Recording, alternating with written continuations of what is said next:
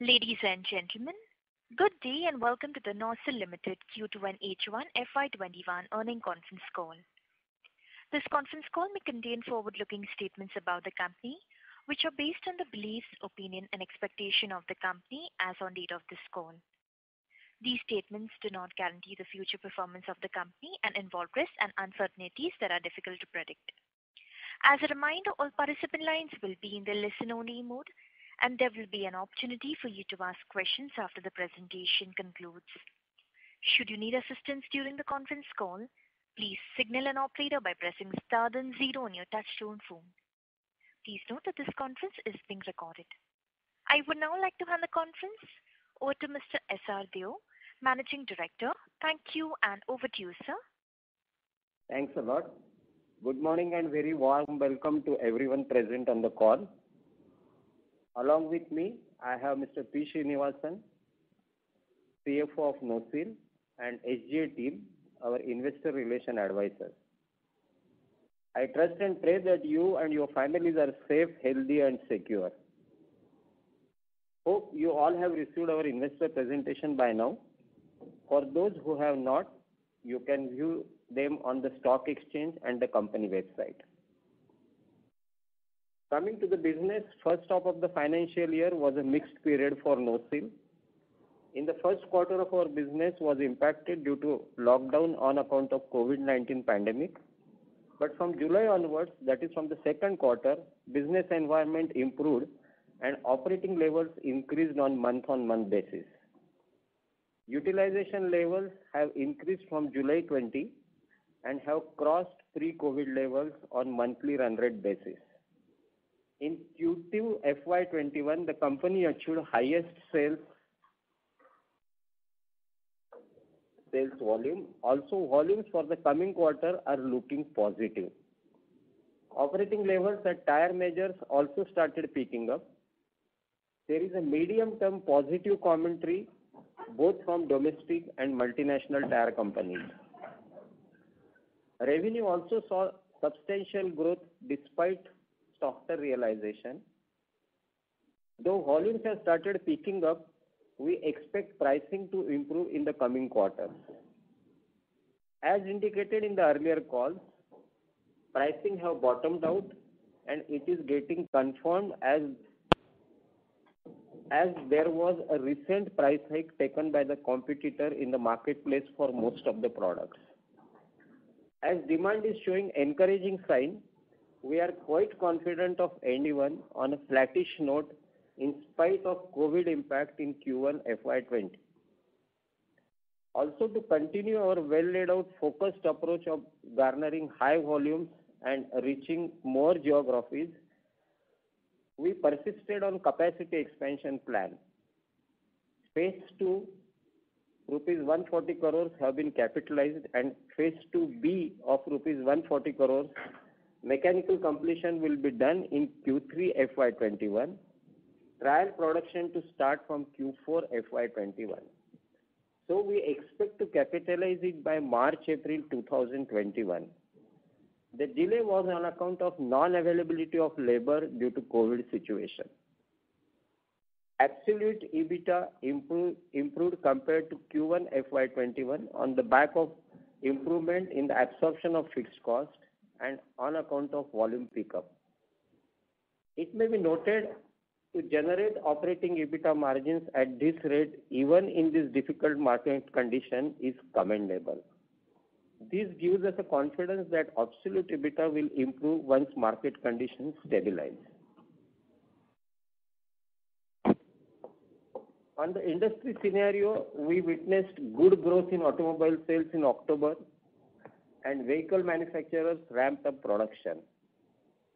Most OEMs were of the view that Q2 FY21 there was pent-up demand, and now from Q3 they are witnessing demand with onset of festival season and preference for personal mobility in the pandemic situation. Some OEMs believe and are confident that the demand will continue even after this festival season and have started ramping up the utilization level to meet this growing demand. Also, global sourcing strategy is changing with China plus one strategy. as most of the players, both domestic and international, slowly reducing their dependency on China and finding ways to tap alternative supply chain as a part of strategy. India, being a smaller player in rubber chemical industry, will be beneficiary of diversification of supply chain by customers. NOCIL is expected to benefit in view of available capacities. In terms of future growth opportunities and wind of change in global sourcing strategies with China Plus coming in focus, there has been an increase in the number of inquiries from the global players, and we are confident of converting these opportunities into concrete business. Looking at current operating environment, we expect a much better performance in the second half of FY21 as compared to first half of FY21. We continue to explore new opportunities with the customers and alternative raw material supplies in the domestic market under the Atmanirbhar Bharat initiative of the government. The new capacity built up is coinciding with several tailwinds in our business, which will enable us to grow our revenues and profitability at a faster pace in the next several years. That's all from my side. Now I would like to hand over to Mr. P. Srinivasan to give you update on financial performance. Srini, over to you. Good morning, everyone. Thank you, Mr. Dev. Hope all of you are doing quite well. Let me break through the financials of the company. Sir, I'm so sorry to interrupt. May I please request you to speak closer to the phone, please? Yes. Thank you. Thank you, Mr. Dev, and good morning, everyone. Hope all of you are doing quite well and safe. Let me take through the financials of the company for Q2 FY21 and H1 FY21. The performance of H1 FY21 are not comparable with the same period compared to the last year in view of the performance of Q1, which was impacted by COVID-19. As Mr. Dev mentioned, the company reported the highest sales volume in the Q2. So the Q2 volumes grew by 15%, taking base of Q1 FY20. As compared to Q2 FY20, it also grew by 15%. On a month-to-month basis, our production has picked up, and we are further ramping over our capabilities and capacity utilization under strict safety and hygiene protocols. Net revenue from operations for Q2 stood at 222 crores as compared to 210 crores compared to the corresponding quarter of the previous year, reflecting a growth of 5.7%. Revenue growth was impacted by lower realization, which we expect to pick up or get corrected in the coming quarters. For H1 FY21, revenue stood at 328 crores, largely impacted by the COVID lockdown during Q1. Insofar as value additions are concerned, value addition for Q2 FY21 is 107 crores. It is indicating 48.1% of sales as compared to 48.6% of Q1 FY21. We are still hopeful to maintain our long-term guidance of 50% as situation improves and return back to normalcy. Coming to operating EBITDA parameters, on the operating EBITDA for Q2 FY21, it stood at 31 crores as compared to 48 crores compared to the previous year, reflecting a degrowth of 35%. EBITDA margin, even in these depressed conditions, stood at 14.1%. For H1 FY21, the operating EBITDA stood at 39 crores. We are quite confident and hopeful to improve the absolute EBITDA in the coming quarters. On profit before tax, the PBT for Q2 FY21 stood at 23 crores as compared to 42 crores in the Q2 FY20, degrowth of 45%. For H1 FY21, it was 32 crores. On profit after tax matters, the profit after tax for Q2 FY21 stood at 17 crores. It is not comparable as there was an income tax credit in the previous year, on account of the deferred tax, the concessional tax regime adopted by the company. For H1 FY21, the PAT stood at 28 crores. On the balance sheet front, we have about, Mr. Dev said, Mr. 140 crores, the capital WIP is to be capitalized by the end of this year or April 21. That's pending. The company has comfortable liquidity position as of 30th September 2020. We have continued to be debt-free, and we are able to take care of our funding requirements through our internal accruals. With this, I would like to open the floor for Q&A. Question and answer, please. Thank you very much. Ladies and gentlemen, we will now begin the question answer session. Anyone who wishes to ask a question may press star and 1 on their touchtone telephone. If you wish to remove yourself from the question queue, you may press star and 2. Participants are requested to use handset while asking a question. Ladies and gentlemen, we will wait for a moment while the question queue assembles. Before we start with the question answer session, I would like to remind participants, please limit your question to 2 per participant. You may come back in the question queue for a follow-up. We take the first question from the line of Nirav Dimodia from Annual Research. Please go ahead. Good morning, sir. Good morning. Hope everyone at your end is safe and fine. Yeah. Thank you. Yeah, sir. So I have 2 questions, sir. First is for Mr. Deo and the second is for you. So if Mr. Deo can help us explain, sir, this volume growth, what we have done for Q2. If you can just explain us that, is this volume growth is because of some new customers in new geographies or the existing customers taking more volumes at the new locations? Because what I understand is tire companies have plants spread across the world. So is this growth predominantly from the export market where the new customers have started taking some additional volumes at their other plants globally, or it's more because of the existing plants started taking more volumes because we have now all those capacities to offer them on the table? So if Mr. Deo can explain us. As I explained in my speech, the tire industries, whether they are domestic or whether they are international, they are looking at alternate sources. Correct. And since they are looking at alternate sources, what they have done is they have transferred some of the volumes which were predominantly they're buying from China to NOCIL. Okay. Now this has happened both at domestic industry and also at international level, and that's where we see a volume growth. Okay. But sir, have we also invested in terms of expanding our distribution network in the export market or else in the domestic market also, because importers also have a distribution base here in India?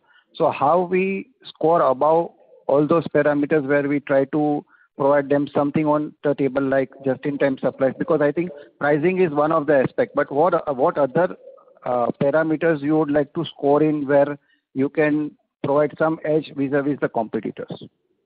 See, as far as the domestic tire industry is concerned, we don't have any distribution network. We deal with our customers directly. Okay. As far as our delivery to customers are concerned, we assure our customers that we are going to be a JIT company. And I think of all these years, since we have been doing the business from last more than 30 years, correct, they know the strength of NOCIL in terms of delivering the product when they want. Okay. So, but this is not only restricted to domestic industry, even our international customers, when they give us a schedule, we ensure that every schedule is honored. Okay. And that's where I think, obviously, we have absolutely no problems in terms of delivering the product numbers nationally and internationally.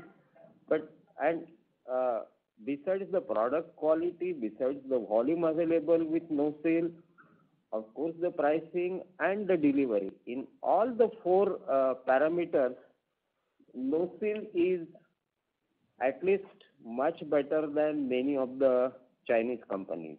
And that's where the shift is happening, because most of the tire industries are looking at alternative source of raw material. Okay. Sir, thanks a lot for the answer. So my second question is to Mr. Srinivasan. So, sir, you mentioned in the presentation that fixed cost absorption have started reflecting in the numbers. So, if you can just give us some perspective in terms of Q2 of last year and Q2 of this quarter of this year. So, how has been the fixed cost looking like? So, has there been any reduction in terms of absolute numbers, or whether it has grown from a base of last year? Because I think we have seen a very healthy volume growth. So just wanted to understand your perspective on the fixed cost, like how it has been panning out. Nirav, I can say only one thing on index parameters. I think we may have seen a positive impact of 5% on fixed cost parameters. Okay. So let's say if the base was 100 last year, it can be 95, despite of such a high volume growth, what we have seen. Yeah. Okay. Thanks a lot for the answer. And sir, happy Diwali and prosperous New Year to all of you. Yeah. Happy Diwali. Happy Diwali. Thank you. Thank you. Thank you. The next question is from the line of Rahul Jain from Credence Wealth. Please go ahead. Thanks for the opportunity, sir. Sir, my first question, so with regards to the pricing, you mentioned about a recent price hike by competitor, and pardon me for my ignorance on this. And also with regards to our case, you have mentioned that pricing will gradually improve in the coming quarters. But if you could share some more details, I'm not asking for the exact price hikes or price reduction. Like, I found one very interesting slide in your presentation with regards to volume, where you have taken the base as 100 and then put the volumes right up to Q1, where we have shown the volumes to be at 115. So just wanted to understand if you can relate the same thing with the pricing, say last 3-4 quarters, in terms of, the index again. So if the price was 100, say 4 quarters back, how is it moved in last 3 quarters? And as we speak today, where could be the price? Can I answer in a different manner? See, the Sure. Q2 FY20 included a portion of anti-dumping duty for a month Yes. of July 19. Sure. I will exclude that. So maybe we can speak after that. Okay. If I compare Q3, Q4, Q1 and Q2, see the pricing consists of 2 parameters, the composition of the volume mix.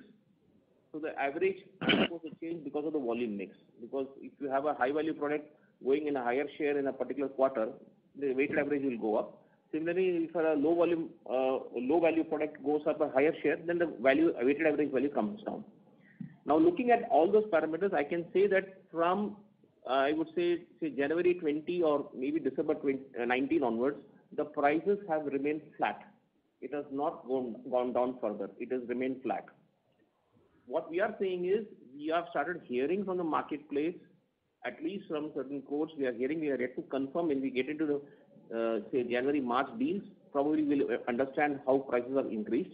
Yeah, we are hearing news that the prices have started showing signs of increase or improvement from the base level, and we have always been guiding the investors that all along the prices are coming to rock bottom, and that's the reason it remained flat for almost 9 months. Despite a degrowth, despite a COVID situation, the prices did not go down. That reflects how the competition is viewing the pricing parameters. So we believe we are seeing the price increases across all segments. It may be varying 5%, 3%, I don't know how it is, but we have to, when we get into the actual deal, we'll come to know the real effect. But we are hopeful that from January onwards, we should get some increase. Sure. And sir, with regards to this guidance which you have given on the presentation, FY21 being flat, I presume on that presentation slide, both volumes and revenue would be flat as compared to the last year. Is that correct assumption? No, I think we are talking about sales volume.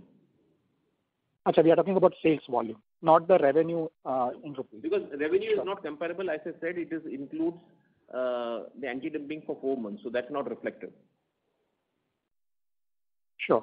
And then lastly, just to carry forward what the previous participant asked, with regards to approval, we have been, talking for probably last 3-4 quarters with regards to, trying to get into new customers with whom probably we have never done business, or with existing customers for new regions, new geographies. And you alluded to that in your opening remarks also, that we are actively pursuing that.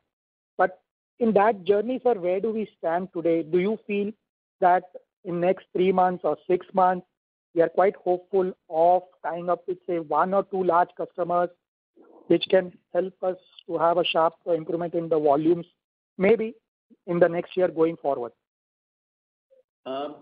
Basically, we are having a relationship with most of the big tire companies across the globe. We have a relationship. Now, the tire companies typically start a business and allocating the business to a particular region or a particular country. Now, what we have seen in the last 3 months or last 4 months, there have been inquiries from their side and the discussions are going on wherein they want to expand the servicing locations for NOCIL. So other locations which were not hitherto taking any volumes from us, they are getting into discussions and the trial and the samples and approvals and those processes have started. Typically, this takes real credentials comes in maybe 3 to 4 quarters, but we are definitely hopeful that some improvement is expected on the cards. But I cannot tell you the time horizon. I think that's a little premature to talk about it.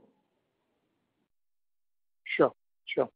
Thank you so much, sir. This is helpful. And wish you all the best and happy Diwali and a happy New Year to all of you. Thank you. Thank you. Before we take the next question, a reminder to the participants again. Please limit your question to 2 per participants only. The next question is from the line of Rohit Nagaraj from Sunidhi Securities. Please go ahead. Yeah, thanks for the opportunity. So just again on the volume front, so we had this import of ban on passenger vehicle tires sometimes in the month of June. So has it also benefited us during the quarter? And for the current quarter, almost 40 days have gone by. So is there a month-on-month improvement also during the current quarter? Thank you.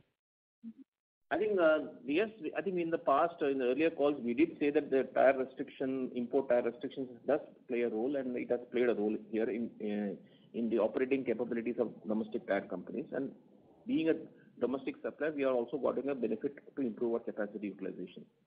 That's one part. Coming to the current ongoing trend post-September, I think we are still seeing this momentum being positive. Thank you. So the second question is, we had indicated in last call that we have developed one new accelerator and we started initial sales and we saw improvement probably towards the end of Q1. So how has been the trend in Q2 and what do we expect in terms of incremental size of opportunity from this particular product? I think on that product we are about 50-55% utilization. Okay. And any opportunity size on this in terms of revenue? I didn't get your question, please. The opportunity size in terms of revenue. So how at 100% utilization, probably the opportunity size is 40 crores, 50. That product is about 250 crores thereabout per annum in the domestic market. So our capacities, we are already utilizing 50-55%. Sure. And sir, just last question on the financials. What would be the debt by FY21? Currently we are debt free, but after this 140 crores of CWIP at the end of FY21. Thank you. Debt? There is no debt. No, after the remaining CWIP at the end of the year, I'm asking. So we are a debt-free company, so there is no debt today. Sure. Thanks a lot and best of luck and Diwali wishes, sir. Thank you. Thank you. The next question is from the line of Rohit Potti from Marshmallow Capital. Please go ahead. Thank you for the opportunity. My first question is on the gross margins. Despite having the highest ever volumes in our history, we have seen a further compression in gross margins. Could you please elaborate on this further? I think it's about 0.5% lower. So in absolute term, we are talking about maybe 80 lakhs or 90 lakhs thereabout. So we had some abnormal situation in certain raw materials, and probably that has impacted us. Other than that, nothing else. Okay, so it's not, so there's no pricing pressure per se, it is more of the inventory led issue that led to the compression, is it? And we are on track eventually to reach on a steady state margin, gross margin guidance of 50% or more? See, the point is we have to look at the current situation, how the market is playing out and how competition is playing out. So in this quarter, we have seen in a few products, there was some price, availability or price hikes, etc. The combination, we have covered our inputs quite well, but maybe some shipment delays, so therefore we have to buy a local source or something like that, and probably that impacted our maybe 80-90 lakhs. That's all as compared to Q1. So otherwise, 48.6 we could have maintained it. Okay, but the long-term intent is to be at 50 or little more. Would I be right in thinking that? Today it's a depressing market condition. I believe once the market situation normalizes, our guidance remains at 50% intact. Understood. My second question is, so historically you have had a very close relationship with all your customers, and you are, I believe, more of a solution provider and partner with customers in product development, etc. So given the whole shift in the ecosystem that is happening, are there customers that are approaching you for other products other than what you're already manufacturing right now, in terms of China Plus One, etc.? And is there anything in the pipeline for the next couple of years or so? I think Mr. Dev will answer this. I think you have asked a very good question. Yes, the domestic and international customers are asking this question. As you are aware, at present we are busy in completing our projects which we had started, and we are likely to complete all the projects by March 2021. I would say we are only on the drawing board in terms of many of these questions, and if we succeed, we will share that information with you. Understood. Sure. Last question or sort of a follow-up is, given the demand increase that we're seeing right now, is there any product that you intend to add more than whatever you have in terms of capacity currently? I mean, I know you're coming at the end of 465 crore capacity that you had planned 2-3 years back, but is there any particular product which is seeing more demand than you think, and are you planning to expand capacity in any particular product further? As I said, I think our first objective is to complete the project.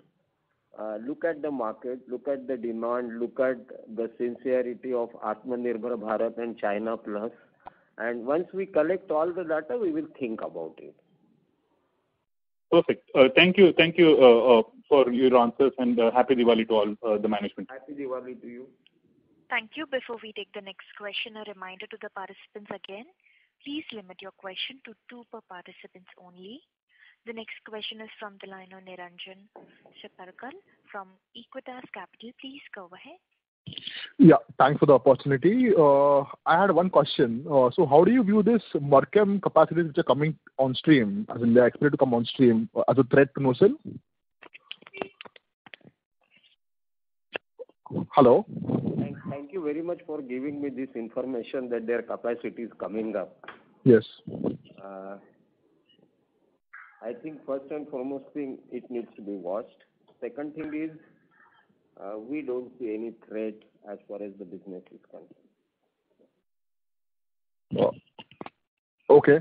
And the follow-up question on the previous participant that he asked, I wanted to know if your guidance in the slide, you say that the sales volume as well as the revenue will remain flat compared to FY20, right? Or only sales volume? I didn't understand the question, please. Your guidance on the presentation for FY21 volumes as well as revenue will be flat, right?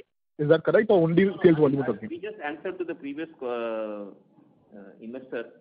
We are saying it is sales volume is expected to be flat for FY21. Though in the first quarter we are talking about a degrowth. Now we are talking about a flattish performance as far as FY21 is concerned. We never talked about revenues. Revenues was actually not comparable because of the anti-dumping effect in the first 4 months of the previous year. Okay, sure. Thank you. Thank you. The next question is from the line of Sanjaya Satpathy from Ampersand Capital. Please go ahead. Yes, sir. So my 2 questions. One is that what is your sustainable EBITDA margin that one can look forward to from your business? I think we have been giving guidance all along that in a stable market condition and at a peak level capacity utilization, we are talking about a 25% EBITDA margin, and that's the guidance we have given. And we still believe we are still in the race to achieve that. Understood. And so what will be your full capacity annually after you complete the ongoing capex? Today, the total installed capacity, including intermediates, post commissioning of all projects, is 110,000 metric tons. And today we have completed about 85,000 tons. No, so basically your quarterly volume this quarter was. Basically, what is the current utilization and when will you reach full utilization? Today we are on the available capacities, we are utilizing at 75%. 75%. Okay. And and your total available capacity will go up by how much from here after the last round of capex will be done in quarter 4? I guess maybe you didn't follow it. We have today set up 85,000 tons production capacities, including intermediate as of now. We expect to reach it to 110,000 by the end of this year. And currently we are utilizing 70% of the available capacity. Understood. And only after you reach somewhere near your full capacity that your EBITDA margin will move towards 25%. Yeah. Okay. Thanks a lot, sir. Thank you. The next question is from the line of Abhishek Datta from Prabhudas Lilladher. Please go ahead. Hello, sir. Sir, I just wanted to know, if I have to compare last year, the capacity, when you say it has grown 15% volume, what was the capacity last year when you say 85,000 tons currently? Last year, I think at this time it was about 70,000 tons. And what was the utilization at that time? Maybe I would say it was 70%. So both 70,000 as well as 70% utilization. Yeah. Maybe 70 or 72%. And sir, have you seen any? What is the outlook on the capex for the tire players? Any new players have committed capex, or has there been any deferment in the capex for the tire players? We will answer that. I think the two new announcements which we see, these are basically in the what is called as off-the-road tires, OTR. Okay. One plant is coming. I think it's completed and it is being inaugurated in the state of Gujarat. Okay. And one plant is being planned. But as far as the standard tire industries are concerned, whatever capex they had announced earlier, they continue to say that they will go with the capex, and many of the companies like Apollo Tires have commissioned their plant in Andhra Pradesh. There are no new capex which has been announced in last 6 months. Okay. And secondly, when you say that NOCIL has benefited from some of the demand which has been diverted by international and domestic tire players, what was it led by? Was it because of the cost or efficiency, whatever? Can you just explain that part? See, basically, few things. First and foremost thing, I think the Prime Minister of the country laid down an objective for all the industries to be Atmanirbhar. And I think this has been taken quite seriously by the industries, and industries have started looking more inwards as domestic source rather than importing from China. And if you look at rubber chemicals, more than 90% of the imports are from China. That was one change. Second thing is the tire industries were also given an upper hand by putting tire under restricted list. So, and the expectation was that they will also promote the domestic industry. And I think these are all the reasons which has come together. They are looking at domestic supplies as their priority. Okay. And sir, lastly, when with new capacities available by post the trial runs by Q1 of next financial year, where do you see this 85% utilization, 75% utilization going up to by the end of this financial year?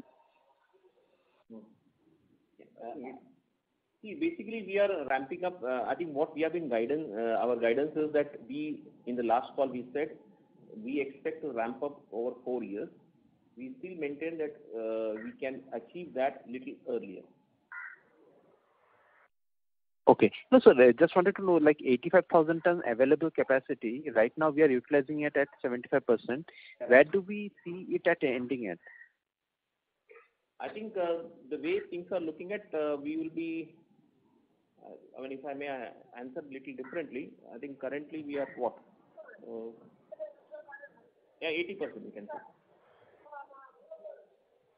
Okay, from 75 it will go up to 80% by the end of this financial year. Sorry to interrupt. May I please request you to rejoin the question queue for your follow-up Surely, as we have people waiting for them. Thank you. A reminder to the participants again to please limit your question to 2 per participant only.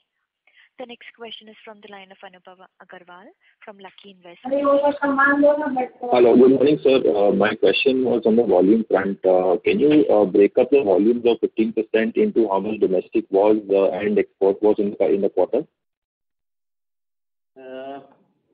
Largely domestic. Exports not much significant. So basically, let me complete. As compared to the corresponding quarter of the previous year, if I look at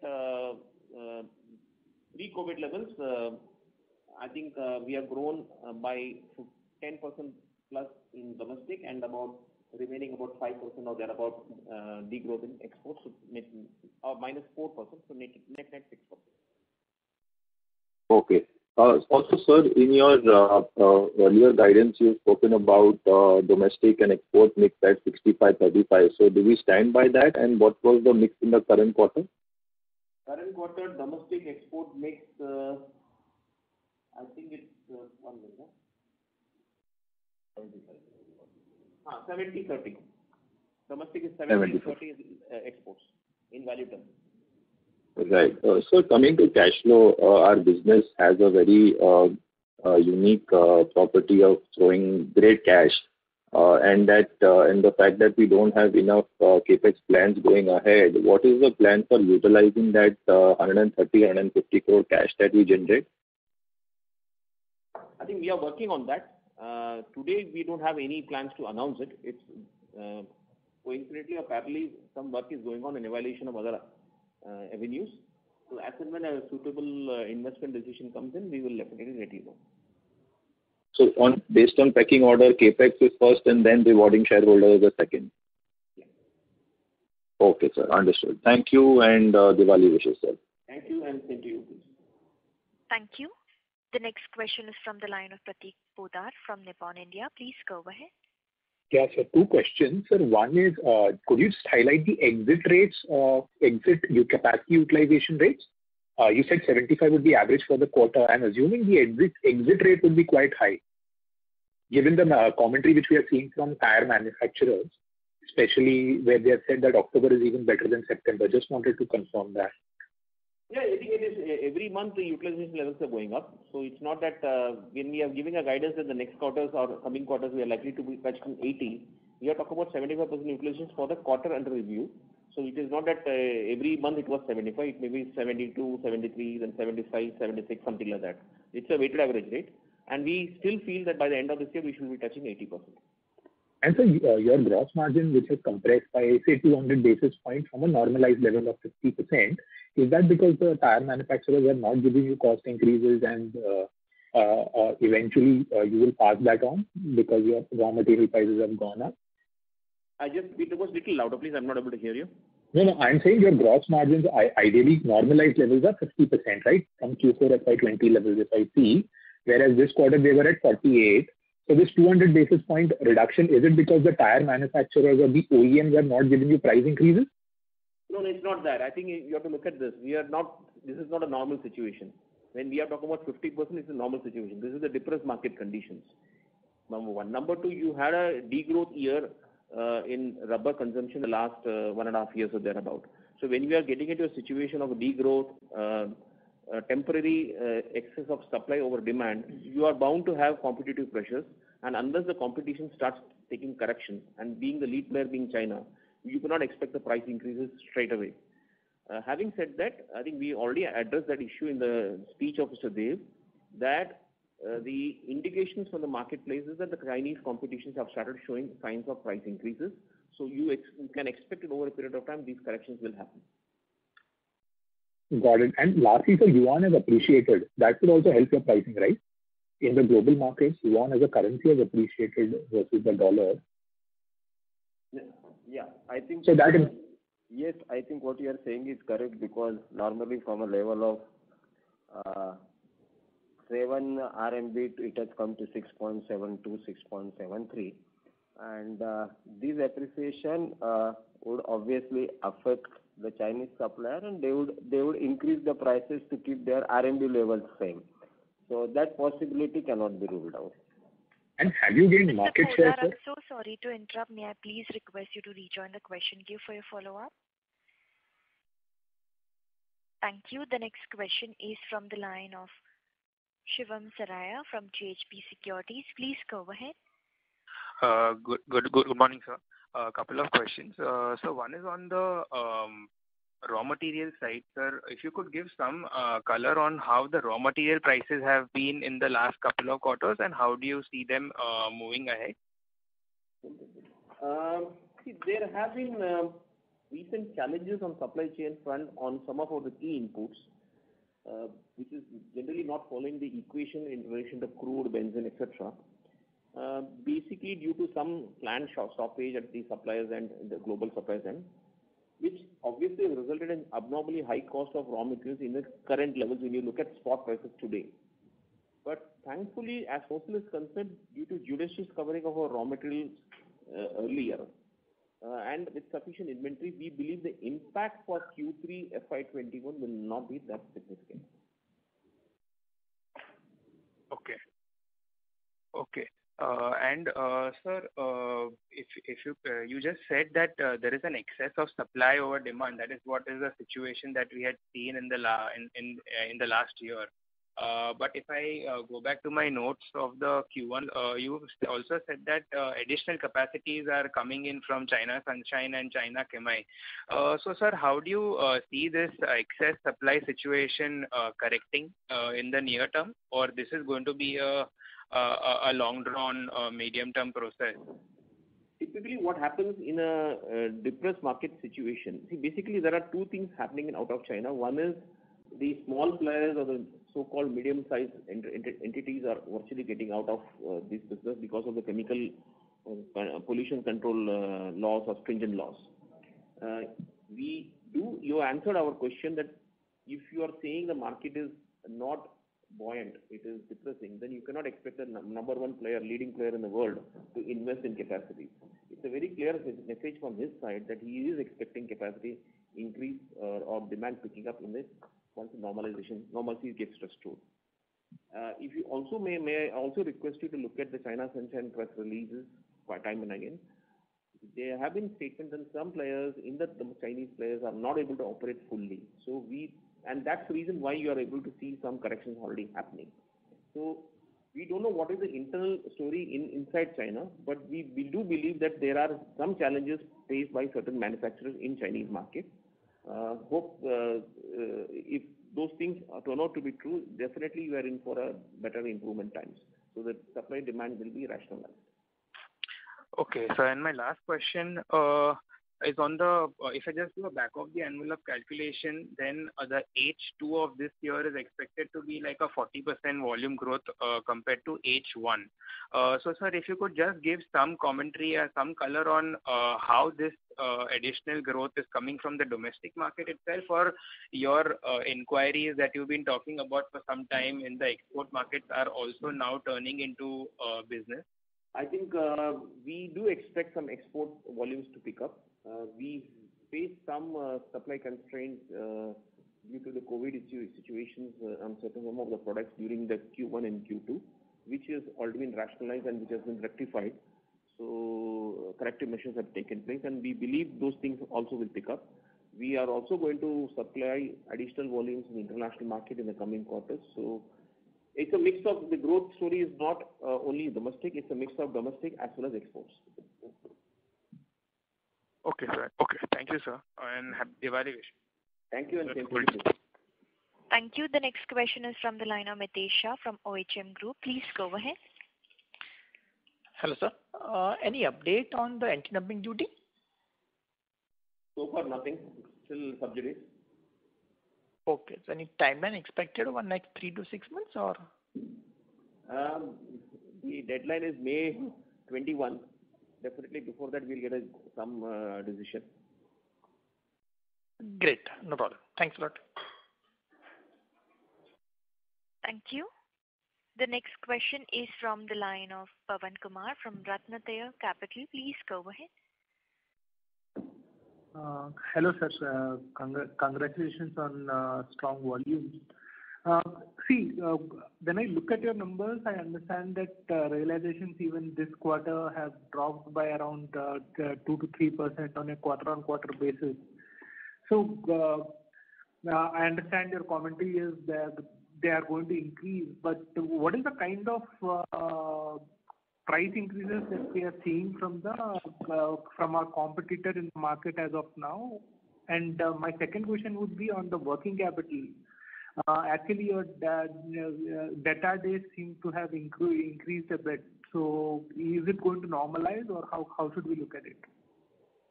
I think we explained on the pricing parameters. It's a weighted average component of the product mix.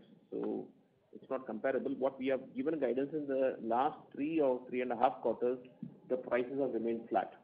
That's the point number 1. Point number 2, we are seeing the competitions have started offering a higher pricing on all the rubber chemicals. The variations in product price may change from time to time and customer to customer. So when we get into Q4 negotiations, probably we will realize how much we are going to get it. As far as this is the 2 questions. What is the next question you have? Working capital, sir. Working capital, both in my inventory and... Working capital is a reflection of the level of activity. So once the level of activity improves, obviously the working capital commensurate with that increases. Okay, so there is nothing abnormal. Nothing abnormal to worry about. In fact, just to reiterate, our collection record from the customers have been very exemplary, very highest level. I believe in the last 15 years or 16 years where I am with this company now, in this business, I think I have seen a cumulative write-off of not more than 40 lakhs on a turnover of 7,500 crores. Okay. Fine, sir. Thank you. Thank you. The next question is from the line of Bharat Seth from Quest Investment. Please go ahead. Hi, good morning, sir, and thanks for the opportunity. Sir, you said that this at peak utilization, our EBITDA margin that is around will be somewhere around 25%. So peak utilization, when do we expect that peak utilization of this expanded capacity of 110,000 ton? What time frame approximately? We answered just a few minutes before. We had earlier mentioned 4 years. Now we are trying to complete the story or the ramp-up utilization much earlier than that. Maybe somewhere between 3 and 4 years, somewhere during that time we will complete it. So, sir, what I believe that domestic tire industry is expected to grow around, say, 7%. So what will drive really our volume growth? One, there could be a possibility that import may come down, export may increase. So what kind of scenario are we really anticipating to achieve that kind of a utilization? It's a mix. It's a hybrid. On both fronts, domestic as well as export, we have planned to grow, and we believe we are on the right direction. We have the way customers are responding to our discussions are going on with our customers, domestic as well as international. We believe we are in the right direction, so it should happen. So do we anticipate, volume growth in above upward of 15% on every year to achieve that kind of utilization? I mean, I think we are looking at the final goal. We are not getting into a specific number of 14% or 15%. It's a mixture of, you have to work backwards to achieve that percentage growth, CAGR growth. What we are looking at in 3.5 years thereabout, we would like to grow to the full capacity. That's what our objective is. So working back, sir, it is coming approximately 15%. May I please request you to rejoin the question queue for your follow-up? Thank you. Thank you. The next question is from the line of Naveen Shah from ValueQuest. Please go ahead.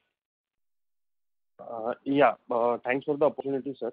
So my first question is on this pricing. So as we had alluded this in the previous con call, that as compared to the pricing in FY18, we are currently 15% lower, and Chinese players have gone down by 25% lower. So is that the current pricing as well, the trend that continues in this quarter? Yeah, that's the price. I think we have been all along making 3 clarifications on pricing. We say the prices have bottomed out. We say the prices have been unrealistically low. It cannot sustain for this level so long. It has remained for almost 9 months, and now in the last 10 days thereabout, we have started seeing signs of price improvement happening in the marketplace. I think at certain customers, at certain competitors' end. So we believe the corrections are bound to happen, and I think it's a matter of time. One has to be patient to get this realization improvement. Okay. So, sir, and how long will it take for you to have a dialogue with your customers, or has that already started in terms of increasing the prices? And once that dialogue has started, how long will it take for actual price increase to reflect in your numbers? It's a negotiation depending on the marketing team's negotiation with the customer. I don't think so we can have any specific time or agenda set up for that. I think we leave it to every customer is different, and you need to understand their sensitivities. So the marketing team will take note of it, and the customer is also equally aware of what's happening in the competitors' end. Okay, got it. Sir, and just last question is on this. So in our annual report as well, we had spoken about getting into new adjacent chemicals or adjacent kind of business segments. So like you already earlier spoke about it to a previous question, but has there any breakthrough that has happened or any advancement in that area that we would like to talk about, or is it still very, very far away? Mr. Dev will answer that. I think, as you know, in a business, the work continues to happen, but at this point of time, we have nothing to share with you. Okay, so if at all anything happens, it will be like 2-3 years from now at least. That would be the time frame. I also cannot put a time frame, but of course, anything which is new and which needs a commercial development, it takes a time of 2-3 years. I agree with you. Okay. Okay, sir. Thank you. Thanks a lot, and festive wishes to the entire team. Thank you very much. Thank you. Thank you. The next question is from the line of Aditya Ketan from East India Securities. Please go ahead. Thank you for the opportunity. So my first question is on the US market. So how is the US market shaping up in terms of demand post lifting of lockdown? Also, can you share the H1 volumes in the US market? I think we have been all along giving guidance that Americas, we started with an objective of 1,000 tons. We started with 500 tons. We went to 1,000. Now we have come to 1,500. Our 1,500 is annual volume of 1,500 tons is what we are operating today. Okay, and sir, how is the demand in the US market shaping up? I think because of COVID, none of us, it's little improper to judge a market during this year. Last year it was a positive growth. This year, because of COVID, I think most markets have degrown. I think every market has degrown. So it's not a comparable situation. Maybe as we go along, maybe after 2 quarters, we'll get a better position. Okay, and sir, and one question on the competitor Merchem. So they are installing a 30,000 ton per annum capacity. I mean, that is not a small capacity. The total demand in India is around 75,000 tons. So it is around, you can say 25 to 30% of the overall demand. So how you see this capacity coming in, and do you see any threat like losing market share or anything going ahead, sir?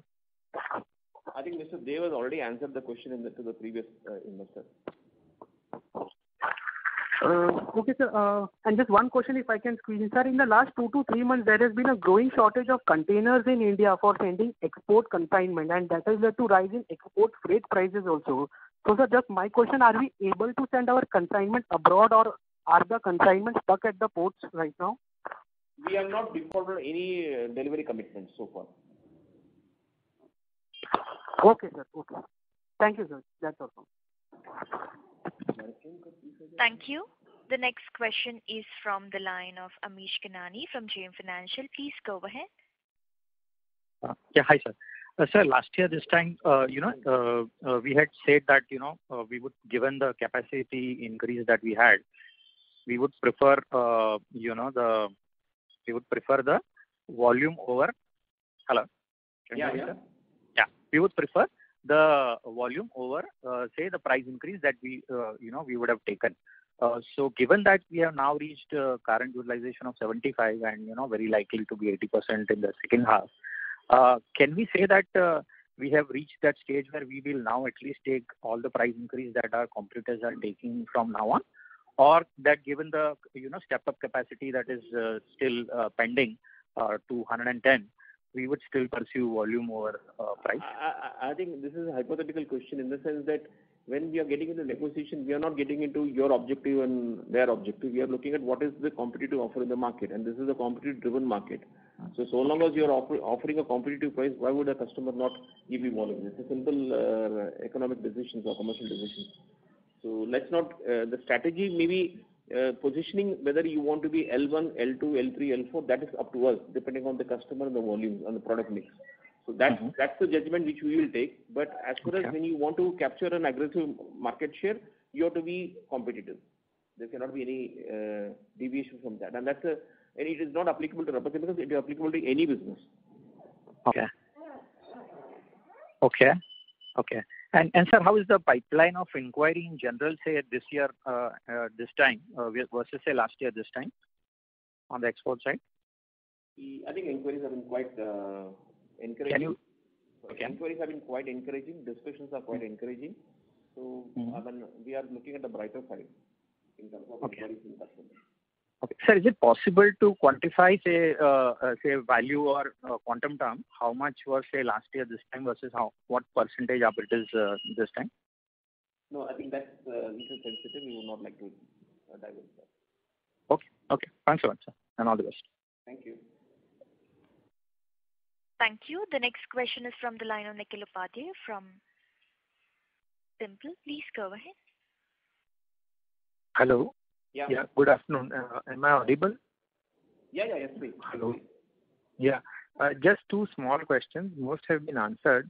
Sir, on the pricing front, I think you did explain that the Chinese player has mentioned in the commentary that most of the units are either not producing at peak level or have closed down.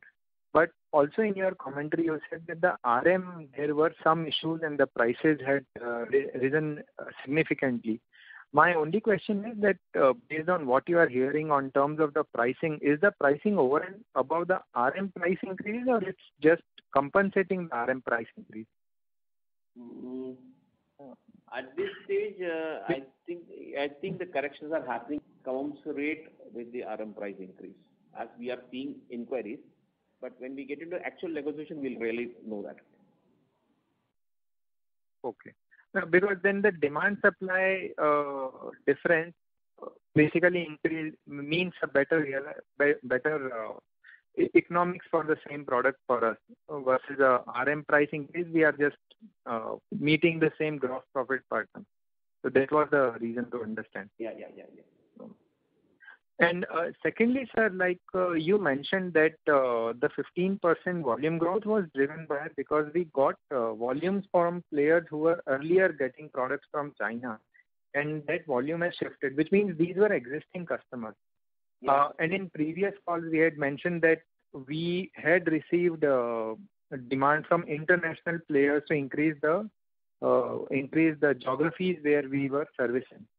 But parallelly, because if we have to add any new client, it takes like almost 6 months to 1 year for the product approval, stabilization and everything.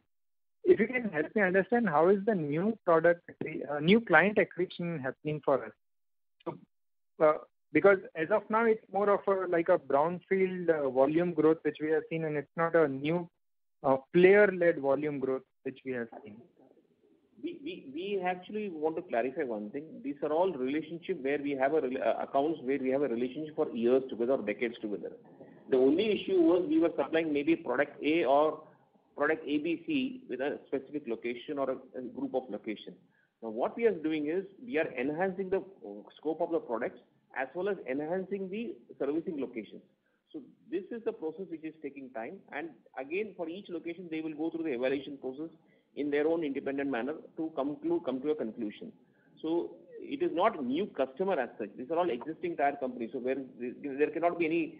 If it is a new customer, we understand, but this is not a business where we are getting into a new account relationship as such. World over, we may be servicing them in location A. Maybe now we are expanding to location B, location C, thereabout. Okay. But in terms of new customer addition, it would take much longer than 1 or 2 years, or what would be the timeline difference between? There are not many customers who are significantly whom we have not tapped so far. Every account we have a relationship. Okay. Okay, fine. Thanks a lot, sir. Yeah. Thank you. The next question is from the line of Abhilasha Satale from Dalal & Broacha. Please go ahead. Thank you for taking my question. Sir, I just wanted to understand that in this 110,000 tons of capacity, what we will be reaching by the end of this year, how much will be intermediate capacity and how much will be end product capacity? And at peak utilization, say over next 3.5 years, what kind of utilization we can meet? Means what will be our peak utilization? Will it be 90, 95, 100? So, I think in the split up of total production capacity, maybe 2/3, 1/3 is the ratio of finished goods to intermediates. I think this part has been answered in the past questions as well, or past investor interactions as well. As far as the peak utilization is concerned, we always aim for 100% utilization. So in that 2/3 ratio, we will be reaching 100% utilization when over next. Entire production will be aimed for 100%, in which 2/3 will be finished products and 1/3 will be intermediates. Okay, sure. Yes. And what will be the export input? Like now, this quarter has been export. This sales have been lower. So as we progress further, how would that ratio change when we will reach peak utilization? I think exports, we have already been given guidance that in our overall plan scheme of things, we are aiming for a 60% revenue from domestic and 40% revenue from exports. If there is a scope for improvement in domestic, we will not hesitate in improving that, because the value addition percentage on a comparable basis is slightly better in domestic because of the duty component. Okay, thank you. Thank you. The next question is from the line of Chirag Kejriwal, individual investor. Before that, I would like to remind participants, due to time constraint, we take that as the last question for today. Over to you, Mr. Kejriwal. Yeah. Good afternoon, sir. Good afternoon. Yeah. Sir, what is the price difference between the Chinese foam and NOCIL? We have to be matching Chinese prices. So these margins which we have recorded is based on the matching comparable Chinese prices. So if they are selling at 100, you are selling at 100 approximately. We have no other option. It's a competitive world. You have to sell at 100. Okay. And what is your domestic share, percentage market share, and international market share today and 3 years before? In the revenue mix component, I think in the quarter we are 70% revenue and 30% domestic and 30% is export. No. I'm not talking about that. I'm talking, let's say your domestic market share is 40% today, and previously it was 35 or whatever, 45, whatever it was. Your domestic percentage market share? Domestic market share for Q2 has improved as compared to Q1. Tell me about 3 years back or 2 years back. What was it? both domestic as well as international. Can you repeat the question? I didn't follow properly. I'm sorry for that. What is your domestic market share today, and what was it 3 years back? What is your international market share today, and what was it 3 years back? Okay, I understand corrected. I think the domestic market share, typically we were looking at 40%. This quarter we are exceeding that 40%. Slightly improvement is there of maybe 7 to 10% improvement is there. International market share, overall global scheme of things, we are about 5% of the world market, or maybe 6% because of the lower demand. Maybe we will be 6% of the world market. Okay, and what was it 3 years back? Maybe 3 years we were 3.5%. Okay. Okay, thank you. Thank you. Ladies and gentlemen, that was the last question for today. I would now like to hand the conference back to the management for their closing comments. Thank you very much. I take this opportunity to thank everyone for joining the call. I hope we have been able to address all your queries. For any further information, kindly get in touch with our CFO or strategic growth advisors, our investor relations advisor. Request all of you to be safe under the given circumstances. Do take care of near and dear ones. And on behalf of NOCIL and SGA team, I wish all of you a very happy Diwali and prosperous New Year. Thank you very much. Thank you. On behalf of NOCIL Limited, that concludes this conference. Thank you all for joining. You may now disconnect your lines.